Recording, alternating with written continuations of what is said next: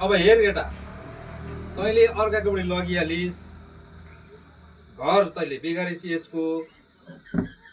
अब तैँले के सोचेर लगिस्? अब बुहारी पनि तिमी के भएको? अनि आफ्नो बुढा सिधा छ भन्दामा अर्का खोजिनु हुँदैन त्यसरी। अब तैँले के गरेर मिलाउँछस्? हामी चाहिँ यहाँ मिल्नु आएको हो। अब तैँले चाहिँ यहाँ गर्नु पर्यो नि, तैँले चाहिँ के सोचेर लगिस्? अब लु तेरो भन् यहाँ।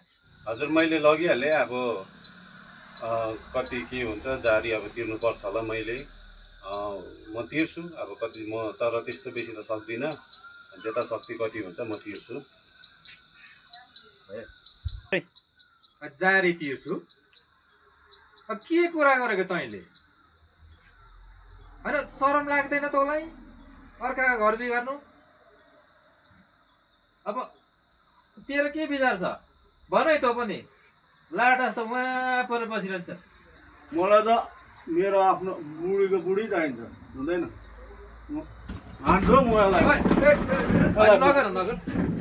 मेरो के गरेको अर्काको घर बिगारेर रिसाउने बेला त रिसाउँदैनस्। कुरा गर्नु भन्यो, यस्तो कुरा गर्नु। अब मैले लगिहालेँ, अब म जारी नै तिर्छु।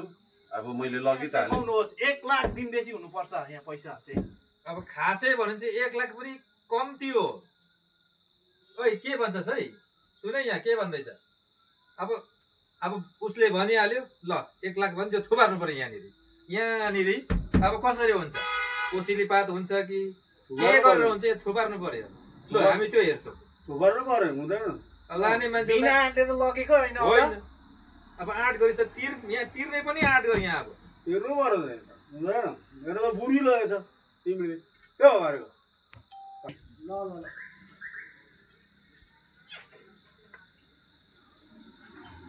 लु हजुर, मैले चाहिँ जति सक्दो यति नै हो। मैले सकेको चाहिँ यति मात्रै हो है हजुर।